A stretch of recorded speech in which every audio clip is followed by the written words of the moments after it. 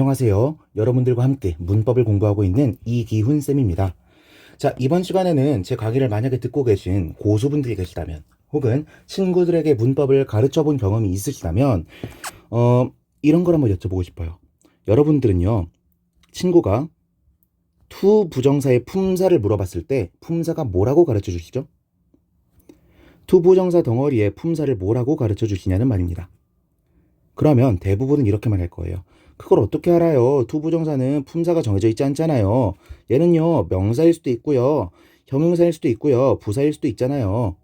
라고 말을 하실 텐데, 사실 틀린 답변이죠. 왜? 투부정사는요, 기본적으로는 동사입니다.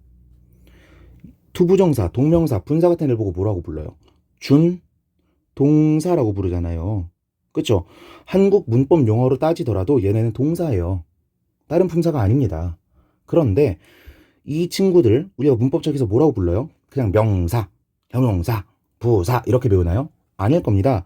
명사적 용법, 형용사적 용법, 부사적 용법이라고 부를 거예요. 즉, 투부정사라고 하는 건요, 애초에 명사가 돼본 적이 없어요. 명사처럼 쓰이고 있을 뿐이지. 투부정사는 형용사가 돼본 적이 없습니다. 형용사처럼 쓰이고 있을 뿐이지. 그렇다면 명사처럼 쓰이는 건 뭐고, 형용사처럼 쓰이는 건 뭐고, 부사처럼 쓰이는 건 뭔데? 라고 질문을 해야겠죠. 그쵸? 자, 우리 문법은요, 아주 친절하게 품사를요, 문장 기능 측면에서 설명하고 있습니다. 명사 같은 경우에는요, 문장의 주어, 목적어, 보어자를 차지하는 친구고요. 형용사 같은 친구는요, 명사를 수식해주거나 보어자리에 오는 친구들이고요. 부사 같은 친구는요, 아무 문장 성분에도 들어가지 않으면서 다른 애들을 수식해주는 경우를 부사라고 합니다. 그러면 투부정사의 명사적 용법이란 건 무슨 뜻이겠어요? 투부정사가 주어, 목적어, 보어 자리에 들어가는 경우고요. 투부정사의 형용사적 용법이란 건 뭐예요? 명사를 꾸며주거나 보어 자리에 들어간다는 의미인 거예요. 오케이. 자, 그러면 여러분들은 이런 생각을 해보실 수가 있습니다. 아, 그러면 난 지금까지 왜 투부정사를 명사라고 설명했지? 그쵸? 왜 명사라고 설명했을까? 명사는 아닌데, 들어보니까 동사가 맞는 것 같고 명사적 용법인데 나는 왜 명사라고 설명했지? 이 기능 때문이잖아요. 그쵸? 그러면 우리가 조금 더 용어를 더 간결하고 더 정확하게 만들기 위해서 한 가지 시도를 해볼 수가 있겠습니다. 어떤 거? 투부정사를 명사라고 부르는 건 틀린 표현이에요. 그렇다면 명사처럼 쓰이는 친구들을 명사처럼 쓰이는 친구들이라고 불러주면 되잖아요. 그걸 우리 문법책에선 대부분 뭐라고 부르냐? 땡땡땡 상당어구라고 부릅니다. 그런데 전 상당어구란 표현보다 앞으로 류라는 말을 붙인 단어를 써볼 거예요.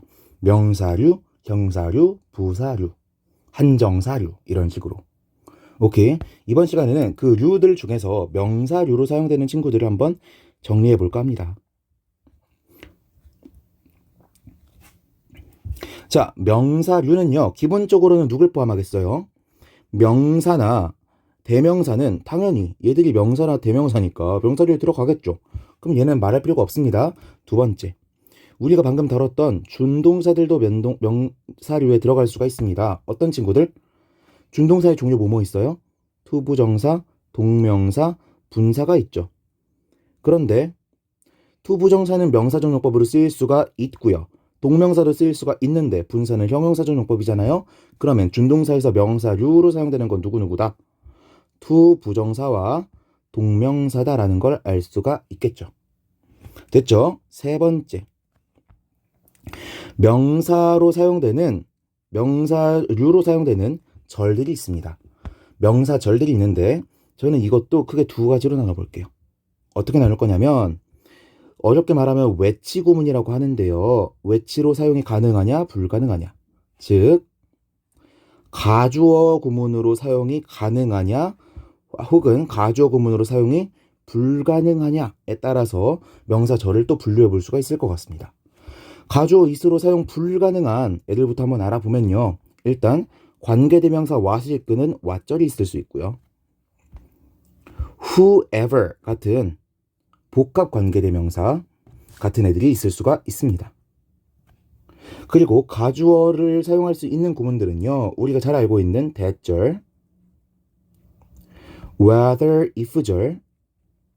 whether if 같은 경우에는 안 된다고 설명하시는 선생님들도 계실 겁니다. 마지막으로 의문사절. 이렇게가 있겠네요. 자, 이렇게 정리해놓고 나니까 좀 깔끔해지지 않나요? 우리가 명사가 아님에도 불구하고 마치 문장 내에서 명사처럼 쓰는 애들, 문장에서 주어나 목적어나 보어절이 들어가는 친구들이 있는데 그게 누구 있느냐? 명사, 대명사, 준동사 중에서는 투부정사와 동명사, 명사절 중에서는 대절, whether if절, 의문사절, what절, whoever절 이런 식으로가 있을 수가 있겠다라는 겁니다. 오케이. 이걸 달달달달 외우고 있는 게 여러분의 공부에 그렇게 도움이 되진 않습니다.